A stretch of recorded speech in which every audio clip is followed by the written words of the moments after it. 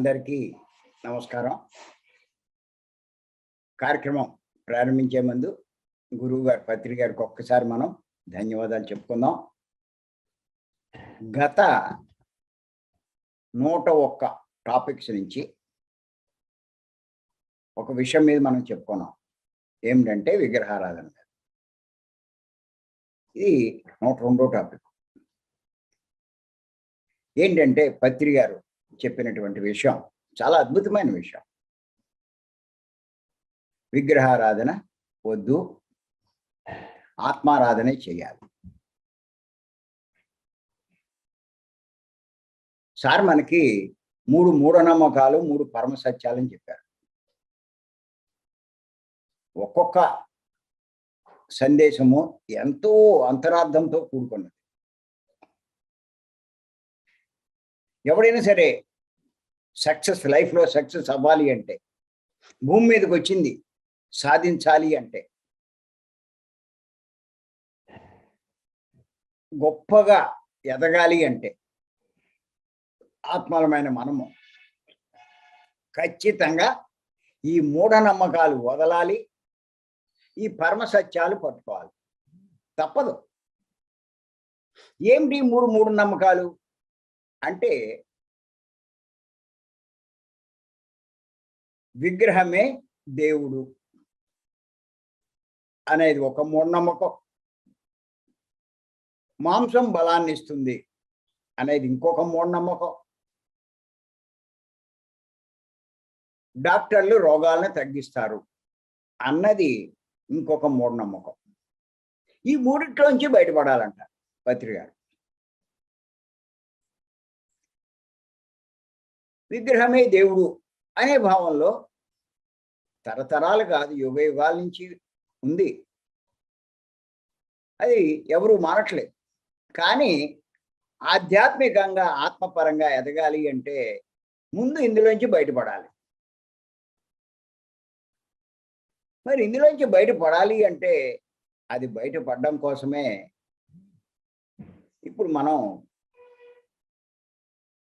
గత 100 రోజుల నుంచి 101 రోజుల నుంచి చెప్పుకుంటున్నాం. అందులో భాగంగా మంత్రపుష్పం. ఎందుకు అంటే, మంత్రపుష్పం అంటే నేను చెప్పేది ఇంకోటి చెప్పేది కాదు. ఉపనిషత్తుల్లో ఉన్నటువంటి వేదంలో అంతంలో ఉండేటువంటి ఉపనిషత్తుల్లో, వేదాంతం అంటే వేదంలో ఉన్నదే, ఉన్నటువంటి ఈ మంత్రాల్ని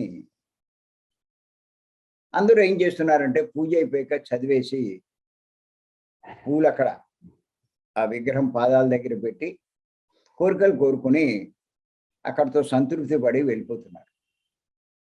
అసలు ఆ మంత్రపుష్పం యొక్క అర్థం చదివే పూజారికి తెలియదు, వినే వాళ్ళకి అసలే తెలియదు. అంచేత ఎప్పుడైనా సరే, ఏ మంత్రమైనా సరే, మంత్రాలు చాలా ఉంటాయి, మంత్రోపదేశాలు చేస్తూ ఉంటారు చాలామంది గురువులై, మంత్రాలు చెప్తూ ఉంటారు. ఎప్పుడు ఏ మంత్రమైనా సరే మంత్రార్థం తెలుసుకుని దానికి అనుగుణంగా జీవించగలిగితేనే వాడు లాభం పొందేది. మంత్రార్థం తెలుసుకోకుండా ఊరికే ఆచారంగా ఆచరిస్తే ఏమి ప్రయోజనం లేదు. అందుకోసమే మరి ఇప్పుడు మనం ఈ సందర్భంగా ఈ మంత్రపుష్పం యొక్క అర్థం తెలుసుకుంటున్నాం. మనం గత 5-6 క్లాసుల నుంచి కూడా ఏం తెలుసుకున్నామంటే, ఆ దేవుడి గురించి మంత్రపుష్పంలో ఎంత స్పష్టంగా ఇవ్వబడిందంటే, ఆ దేవుడు ఎవరు, ఎలా ఉంటాడు, ఆయన ఎక్కడుంటాడు ఇవన్నీ తెలుసుకున్నాం. నిజంగా చాలా మందికి ఈ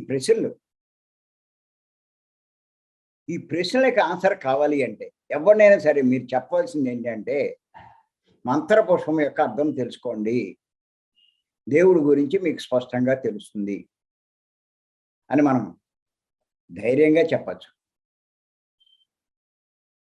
ఎవడైనా సరే.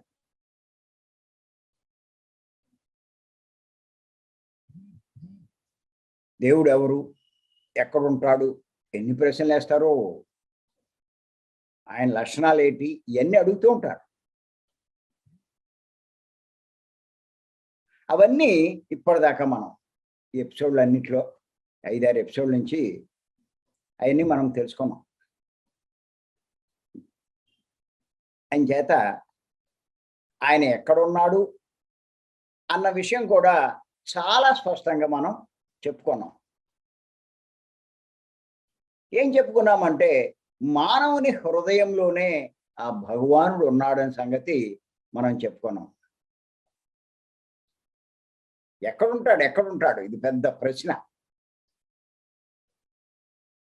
ఎలా పట్టుకోవాలి? అంతటా ఉన్నాడు, రైటే.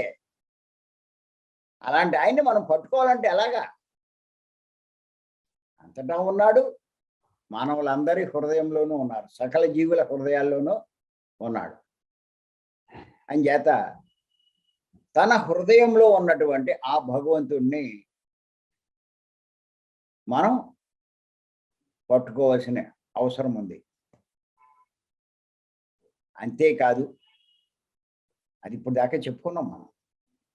ఆ హృదయం యొక్క వివరణ, ఆ హృదయంలో అంటే హృదయం ఎలా ఉంటుంది, ఆ హృదయంలో ఏ రకంగా ఉన్నాడు ఆయన, ఇవన్నీ కూడా మనం చెప్పుకున్నాం. అదంతా మీరు కావాలంటే మళ్ళీ ఇంకొకసారి అది ఆ రికార్డింగ్ ఉంటుంది, 1కి 4 సార్లు చేయడమో వినడమో ఏదో చెయ్యండి. అది చెయ్యి, బాగా అర్థం చేసుకోవాలి. భగవంతుడి గురించి అర్థం చేసుకోకపోతే ఇంకెందుకు అసలు. అందుకే ఈ ఉపనిషత్తుల్లో ఈ మంత్రపుష్పం ద్వారా విషయం చెప్పబడింది. అంత గొప్పది కాబట్టే ఏ పూజలైనా సరే మంత్రపుష్పం చదవకుండా పూజ పూర్తయింది అని అనుకోరు. తొందరగా పూర్తవ్వాలంటే ఆ పూజారులు ఏం చేస్తారంటే అవి కట్ చేసేసి ఏదో 4 మాటలు చదివేసి పూర్తి చేస్తూ ఉంటారు. టైం ఉంటే మొత్తం చదువుతారు, లేకపోతే కొద్దిగానే చదువుతారు. ఏదైనా అది చదవకుండా పూర్తయింది అనుకోరు. అంతేకాదు, ఇప్పుడు ఆ మంత్ర పుష్పంలో ఆ దేవుని యొక్క గొప్పతనం అది కూడా ఇంకా తెలుసుకుంటాం. ఏంటంటే ఏం తెలుసుకోబోతున్నామంటే ఆ పరమాత్మే సమస్త దేవతలు దేవుళ్ళు అని, ఆయనే సమస్త దేవతలు దేవుళ్ళు, ఆయనే సమస్తము అని చెప్పబడింది. ఇది ఇప్పటి నుంచి చెప్పుకునే మంత్రాలు. ఇంకా ఏంటంటే అంతటి గొప్పవాడైన పరమాత్మ విషయంలో మనం ఏం చెయ్యాలో కూడా ఇప్పుడు మనం మిగిలినటువంటి ఈ మంత్రాల ద్వారా తెలియచేయడం జరిగింది. ఇప్పుడు మనం తెలుసుకుందాం. 24వ మంత్రం ఏంటంటే అది సబ్రహ్మ సశివ సహర్షేంద్ర సోక్షర పరమస్వరాట్. అంటే తాత్పర్యం రాసుకోండి. ఆయనే బ్రహ్మ, ఆయనే శివుడు, ఆయనే హరి, ఆయనే ఇంద్రుడు, ఆయనే అక్షర పరబ్రహ్మం. అంటే నాశనం లేనివాడని అర్థం. ఆయనే స్వరాట్.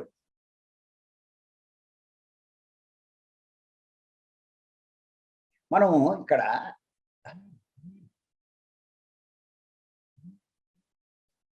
సింపుల్గా వినేసి ఓహో ఆయనే బ్రహ్మ, ఆయనే శివుడు, ఆయనే ఇదే అని అనుకుంటున్నాం. మనం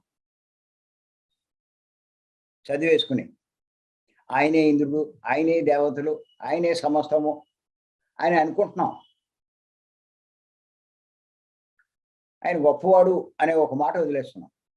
కానీ మీరు చూడండి, అంతటి గొప్పవాడిని ఎలా ఆశ్రయించాలి అని ఎవడైనా తెలుసుకుంటున్నాడా? ఆయన ఎలా ఆరాధించాలి అని ఎవడైనా ఆలోచిస్తున్నాడా? పెద్ద పెద్ద పండితులు కూడా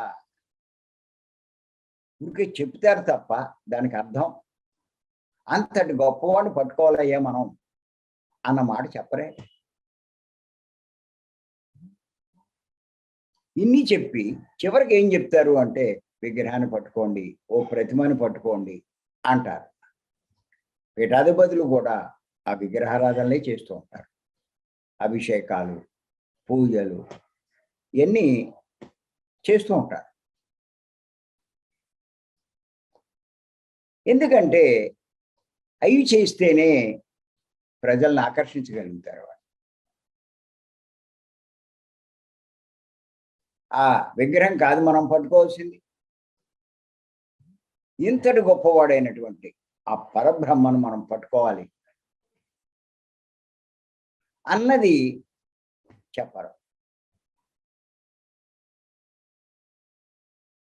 అంచేతే ఎవరు ఎదగలేకపోతున్నారు, అలాగే ఉండిపోతున్నారు. అంతటి గొప్పవాడిని పట్టుకుంటే ఎవడైనా గొప్పవాడు అవుతాడు. చిన్నవాడిని పట్టుకుంటే నువ్వేం గొప్పవాడు అవుతావు. ఓ మినిస్టర్నో చీఫ్ మినిస్టర్నో పట్టుకుంటే నువ్వు గొప్ప కాంట్రాక్టరో లేకపోతే ఇంకోటి ఏదో గొప్పవాడో అయిపోతావు. ఓ జవాన్ని పట్టుకుంటే నువ్వేమవుతావు, ఆడికే దిక్కులేదు. అంచేత ఓ బొమ్మను పట్టుకోవడం వల్ల ఏమీ లాభం లేదు. అంతటి గొప్పవాడైనటువంటి ఆ భగవంతుణ్ణి, ఆ పరమాత్మను, ఆ పరబ్రహ్మను ఆయన ఆశ్రయించాలి. మన అదృష్టం కొద్దీ ఆయన ఆశ్రయించే మార్గమే మనకి పత్రి గారు మనకి ఇవ్వడం జరిగింది. ఎవడూ చేయలేంది, ఎవరికి తెలియనిది మనం తెలుసుకున్నాం. ఎవడు ఆచరించింది మనం ఆచరిస్తాం. నిజంగా చాలా అదృష్టవంతులు ఇది అర్థం చేసుకున్నవాడు. ఈ మంత్రం ఏంటంటే సబ్రహ్మ సశివ స హరిశ్చేంద్ర షోక్షర పరమస్వరాట్. ఆయనే బ్రహ్మ, ఆయనే శివుడు, ఆయనే హరి, ఆయనే ఇంద్రుడు, ఆయనే అక్షర పరబ్రహ్మం. అంటే నాశనం లేనివాడు అని అర్థం. ఆయనే స్వరాట్. ఇక్కడ మీరు అర్థం చేసుకోండి. లోకంలో మనం గమనించినట్లయితే ఈ యజ్ఞాలు యాగాల ద్వారా ఆ ప్రకృతి దేవతల్ని వీటిని ఆవాహనం చేసి వాళ్ళని ఆరాధిస్తూ ఉంటారు. ఆ సూర్యుడినో ఇంకా కొన్ని ఆ గ్రహాలను, గ్రహ దేవతలను వాళ్ళని ఆరాధిస్తారు. లేకపోతే ఆ వరుణ్ణో ప్రకృతి దేవతలు, ఆ వాయువునో ఆ అగ్నినో ఆరాధిస్తూ ఉంటారు. అయితే ఆ ఇంద్రుణ్ణి ఉపాసన చేసి ఆయన ఆరాధిస్తారు. ఇంకా చాలామంది ఆ విష్ణువుని ఆరాధించేవాళ్ళు కొంతమంది, ఆ శివుణ్ణి ఆరాధించేవాడు ఇంకా కొంతమంది. ఇలా అంతేకాకుండా రకరకాల దేవుళ్ళని ఆరాధించే వాళ్ళు కూడా చాలా మందిని మనం చూస్తున్నాం, కాలానుగుణంగా వచ్చినటువంటి ఆ దేవుళ్ళని. కానీ ఈ మంత్రం ద్వారా ఏం తెలుస్తుంది అంటే వీళ్ళంతా కూడా ఆయనే అని. ఇందులో చాలా అర్థం ఉందండి, చాలా అర్థం ఉంది. ఏమిటంటే వీళ్ళందరూ కూడా ఆయనే అయినప్పుడు ఆయన్ని పట్టుకుంటే వీళ్ళందరినీ పట్టుకున్నట్టే. ఈ ఒక్క పాయింట్ రాసుకోండి. ఆ పరబ్రహ్మను ఎవరైతే పట్టుకున్నారో వాళ్ళు సమస్త దేవతలను, సమస్త దేవుళ్ళను పట్టుకున్నవాడే. విడిగా ఎవరు ఒక్కడిని గొప్పవాడాడు కాదని ఎవడో అండవు, కానీ ఆయన ఒక్కడనే పట్టుకున్నట్లు లెక్క. మీరు చూడండి సెంట్రల్ గవర్నమెంట్లో ఆ కింద నుంచి వెళ్తే ఎంతో మంది ఆఫీసర్లు ఉన్నారు. ఒక్కొక్కరిని పట్టుకుంటే కొంతవరకే చేస్తారు వాళ్ళు వాళ్ళ పరిధిలో. మినిస్టర్ దగ్గరికి వెళ్ళేసరికి అందులో కూడా రకరకాలు ఉన్నారు. కానీ వీళ్ళందరికంటే ఎవరు మూలము అంటే ప్రైమ్ మినిస్టర్. ప్రైమ్ మినిస్టర్ని పట్టుకుంటే వీళ్ళందరినీ పట్టుకున్నట్టే. తెలివైన వాడు ప్రైమ్ మినిస్టర్ని పట్టుకుంటాడు, తెలివి తక్కువ కింద వాళ్ళని పట్టుకుంటాడు. అలాగే పరబ్రహ్మను పట్టుకుంటే ఈ దేవుళ్ళు దేవతలు ముక్కోటి దేవతలు ఏమి మీరు ఎవరెవరు అనుకుంటున్నారో వాళ్ళందరినీ మీరు పట్టుకున్నట్టే. వాళ్ళందరూ ఒకరిని పట్టుకుంటే వచ్చే ఫలము ఎంత ఉంటుందో వీళ్ళందరినీ పట్టుకుంటే వచ్చే ఫలం మనం పొందుతాం. ఆయన్ని పట్టుకుంటే, ఆయన్ని ఆరాధిస్తే వీళ్ళందరినీ ఆరాధించినట్టే. అది ఆ పాయింట్ రాసుకోండి మీరు. ఆయన్ని ఆరాధిస్తే వీళ్ళందరినీ ఆరాధించినట్టే. వీళ్ళని ఆరాధిస్తే అందరినీ ఆరాధించినట్టు కాదు. మీరు విష్ణువుని ఆరాధిస్తే శివుణ్ణి ఆరాధించినట్టు కాదు, శివుణ్ణి ఆరాధిస్తే బ్రహ్మను ఆరాధించినట్టు కాదు, వీళ్ళని ఆరాధిస్తే ఇంద్రుణ్ణి ఆరాధించినట్టు కాదు. కానీ ఆ పరబ్రహ్మను ఆరాధిస్తే సమస్తం అందరినీ ఆరాధించిన వాళ్ళం అవుతాం. అది ఎందుకండి ఒక్కొక్కళ్ళని ఆరాధించడం? డైరెక్ట్గా ఆయన్నే పట్టుకోవచ్చుగా.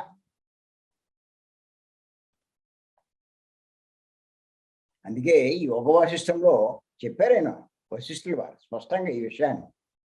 ఎవరికి అర్థం కావట్లేదు, ఇవన్నీ చదువుతారు కానీ ఎవరికి అర్థం కావట్లేదు.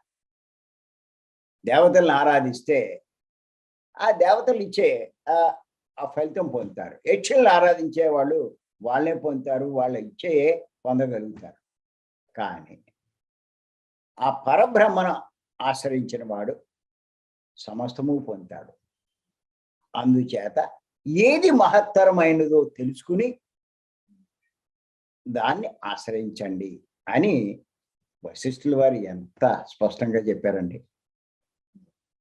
ఆ ఋషులు మహర్షులు మరి వాళ్ళు చెప్పారు అంటే వాళ్ళకి తెలుసు కాబట్టి ఆ పని చేసి వాళ్ళంత గొప్పవాళ్ళు అయ్యారు.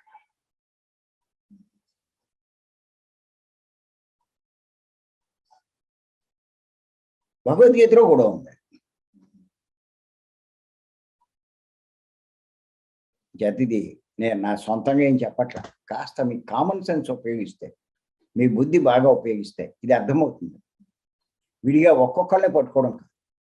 మనమే మెడిటేటర్స్ కూడా నాకు ఆయన కనపడ్డాడండి, ఈయన వచ్చాడండి, ఈయన కనిపించాడండి, ఆయన చూశానండి, ఇవన్నీ అంటారు. ఇవన్నిటికీ మూలమైనటువంటి ఆ పరబ్రహ్మనే మనం పట్టుకుంటున్నాం.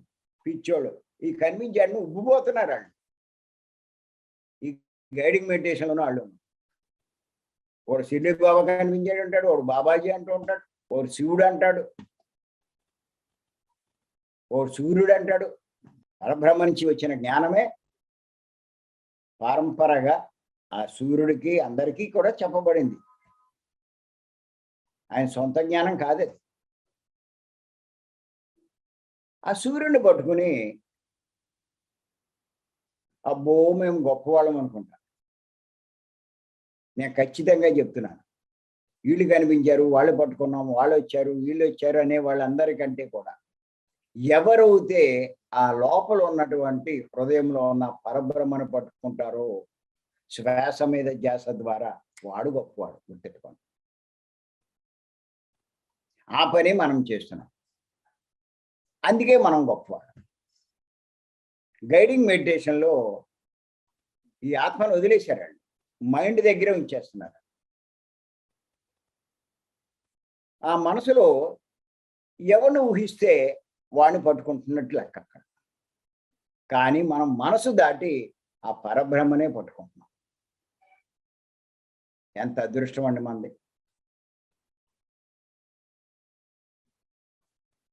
శరీరము, మనసు, ఆత్మ.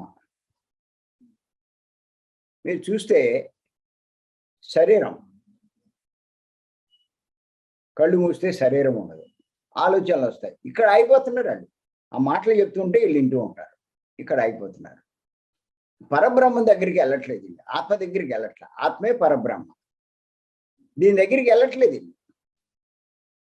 ఇక్కడ ఏమంటారంటే నీకు ఆయన కనిపించాడని ఊహించుకో, వీళ్ళని పెంచు, వాళ్ళని పిలు, వీళ్ళని పిలు అంటారు. వచ్చేసాడండి అంటారు. ఒకటి ఎరా కొసరు ఇవన్నీ ఎందుకు? సమస్తము ఈయన పట్టుకోవాలి. ఆ పని మనం చేస్తున్నాడు. అదే ఈ మంత్రంలో చెప్పబడింది. సబ్రహ్మ సశివ సహర్షేంద్ర సోక్షర పరమస్వరాట్. ఇంకా ఆయనకంటే మించినడు ఎవడు లేడు. ఆయనే బ్రహ్మ, ఆయనే శివుడు, ఆయనే హరి, ఆయనే ఇంద్రుడు. నువ్వు ఈయన పట్టుకుంటే వాళ్ళందరినీ పట్టుకున్నట్టు కదా. ఆయనలోనే అన్నీ ఉన్నాయి కదా.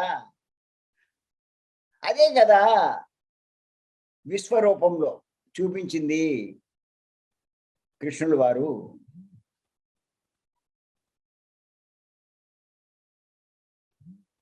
ఎంత స్పష్టంగా చూపించారు మనకి. సమస్తము అక్కడ ఆయనలోనే ఉన్నాయని చెప్పి.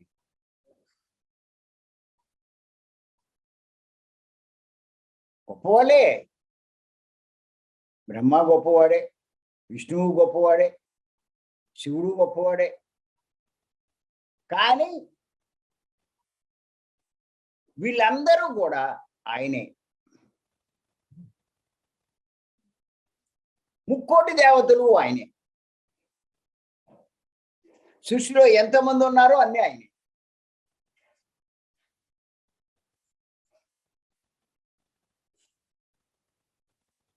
ఇప్పుడు దీన్ని బట్టి మీరు అర్థం చేసుకోండి. మామూలు యజ్ఞాలు చేస్తారు. మామూలు యజ్ఞాల్లో ఏదో ఒక దేవతని ఆవాహన చేస్తారు. వరుణ యజ్ఞం చేస్తే వరుణ దేవుణ్ణి,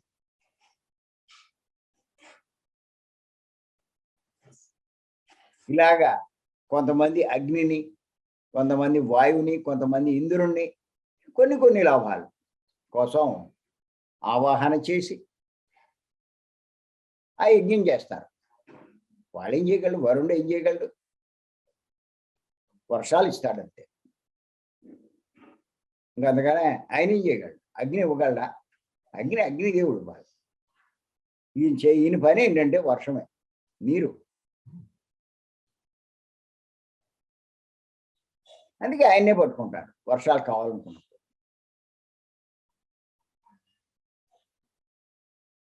అంచేత ఈ యజ్ఞాలన్నీ ఏయో కొన్ని భోగాలకు, లాభాలకో కానీ ఎన్నిటికీ మించినటువంటి ఆ మోక్షం పొందాలంటే ఆయనే పట్టుకోవాలి. అటువంటి యజ్ఞం ఇప్పుడు పత్రిక చేస్తున్నారు ప్రతి సంవత్సరం. ధ్యాన మహాయజ్ఞం, మహిళా ధ్యాన మహాచక్రం అని ఏదో ఒక పేరు చెప్పి అక్కడికి వచ్చిన వాళ్ళందరి చేత కూర్చోబెట్టి పొద్దున్నే 2-3 గంటలు ఆయన సమక్షంలోనే మరి మనందరి చేత ఆ ధ్యాన యజ్ఞం చేస్తున్నారు. ఆ పరబ్రహ్మను ఆశ్రయించే పని చేస్తున్నారు ఆయన. ఎంత గొప్ప యజ్ఞం అండి అది. సృష్టిలోనే గొప్ప యజ్ఞం. ఈ విషయం చాలా మందికి తెలియదు. ఏంటి ధ్యాన యజ్ఞం అంటారు. అంత గొప్పది.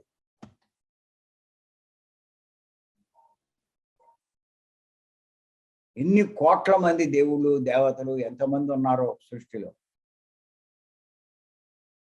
వాళ్ళందరూ ని ఉద్దేశించి చేసే యజ్ఞమే ఈ ధ్యాన మహాచక్రం.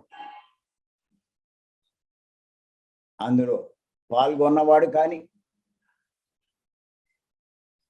దానికి సహకరించిన వాడు కానీ, అందులో జరిగే అన్నదానానికి విశేషంగా సహకారం చేసిన వాడు కానీ, ఎంత గొప్ప అదృష్టం అండి. ఎంత గొప్ప అవకాశం అండి. ఇది తెలిస్తే ఈ పని మానరు ఎవరు కూడా. ఉన్నంతలో ఎంతో కొంత ఆ కార్యక్రమానికి సహకరిస్తారు. ఇంకా చాలా మందిలో ఒక అపోహ ఉంది, ఇవ్వాలని ఉంటుంది అది, కానీ మనం ఇచ్చినవి ఎక్కడ సద్వినియోగం అవ్వట్లేదు అనేటువంటి భావం కూడా కొంతమందిలో ఉంది. కానీ గుర్తుపెట్టుకోండి, ఇవ్వడం మన ధర్మము. నీ ఫలితం కోసం నువ్వు ఇచ్చావు. అవతల వాడు ఏదో చేసి తగలేశాడు, అది నీకెందుకు అసలు? దాని ఫలితం వాడు అనిపిస్తాడు, ఘోరంగా అనిపిస్తాడు. ప్రస్తుతం ఎంజాయ్ చేస్తాడు, తర్వాత ఘోరంగా అనిపిస్తాడు. అది ఆడి డ్యూటీ. ఆడు చేసిన దానికి ఆడు అనిపిస్తాడు, మనం చేసిన దానికి మనం అనిపిస్తాం. ఇదే ఎప్పుడు లెక్కేసుకోవాలి ప్రతి ఒక్కడు. ఏది మనం చేయాలనుకున్నా చేస్తున్నా అది మనల్ని ఉద్దేశంతో చేయాలి. ఎంత గొప్పది కాబట్టి అటువంటి దానికి మనం చేస్తే సూక్ష్మంలో మోక్షం అన్నట్టుగా. నువ్వు షిరిడి బాబా ఆలయానికి వెళ్ళి నువ్వు అన్నదానం చేస్తే బాబా ఒక్కడనే నువ్వు ఆశ్రయించిన వాడు. ఈ జ్ఞాన మహాచక్రానికి వెళ్తే 3 కోటి దేవుళ్ళు వాళ్ళందరినీ ఆశ్రయించిన వాళ్ళం అవుతాం. అంచేత మరి ఈ ఒక్క మంత్రంలోంచి ఎంత అర్థం తీసుకోవచ్చు మనం. ఇది అర్థం అవుతే ధ్యానం మానరండి. ఖచ్చితంగా 3:30కి లెగుస్తారు, 4 ధ్యానంలో కూర్చుంటారు. ఈ అవకాశాన్ని వదిలిపెట్ట. మేము బయట తిరుగుతున్నాం, అయినా ఈ అవకాశాన్ని వదలట్లేదు. వచ్చింది ఇందుకోసమే. ఇది చేయడం మానేస్తే ఇంక దేనికి రావడం భూమి మీదకి.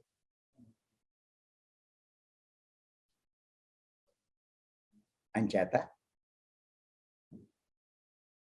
ఖచ్చితంగా ప్రతి ఒక్కళ్ళు ధ్యానంలో పాల్గొనండి.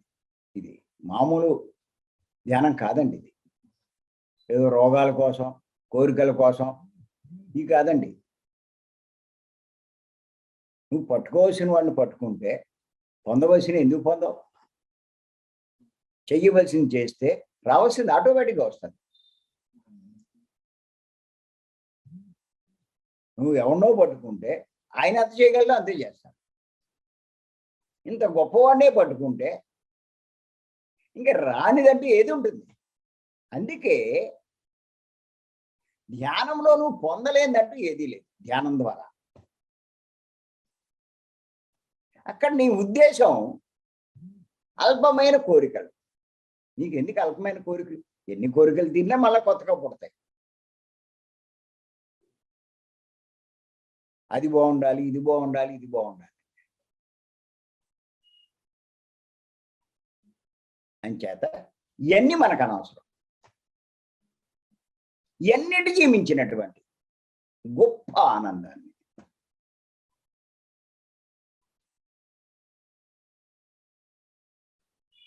పొందాలి మనం. మీరు చూడండి, మనం అయ్యో చించనే చేస్తూ ఉంటాం, సేవలు, కార్యక్రమాలు ఇవన్నీ వస్తుంది. వాటి వల్ల కూడా కొద్దిగా ఆనందం వస్తుంది, కానీ అల్పానందాలు. కానీ పరబ్రహ్మను నువ్వు ఆశ్రయిస్తే నువ్వు బ్రహ్మానందమే పొందుతావు. అది ఈ విషయం చాలా మందికి అర్థం కాదు. అది తెలుసుకోగలిగితే మరి నిజంగా వాడు చాలా అదృష్టవంతుడు. అని చేత ఏంటంటే అన్నిటికంటే గొప్ప ఆనందం, నువ్వు దేవతల్ని పట్టుకుంటే వచ్చే ఆనందం వేరు, దేవుళ్ళని పట్టుకుంటే వచ్చే ఆనందం వేరు, పరబ్రహ్మను పట్టుకుంటే వచ్చే ఆనందమే అసలైన ఆనందము. అదే బ్రహ్మానందం. దీని గురించి మనం ఇంకో రోజు తెలుసుకుందాం. మనం ఎంత గొప్ప పని చేస్తున్నామో అన్నది మనకు అర్థమవుతుంది. ఈ ఉపనిషత్తులు, బ్రహ్మసూత్రాలు ఇవన్నీ మనం చూస్తూ ఉంటే ఈ విషయాలే మనకి అర్థమవుతాయి. మరి అంతలా బోధించబడింది వాటిలో. అది అర్థం చేసుకుని ఆ పని ఇప్పుడు మనం చేస్తున్నాం. మనకంట అదృష్టవంతుడు లేడు. అంచేత రేపు మరికొన్ని విషయాలు తెలుసు. ఈ అవకాశం ఇచ్చే మీ అందరికీ మరొక్కసారి ధన్యవాదాలు. Thank you.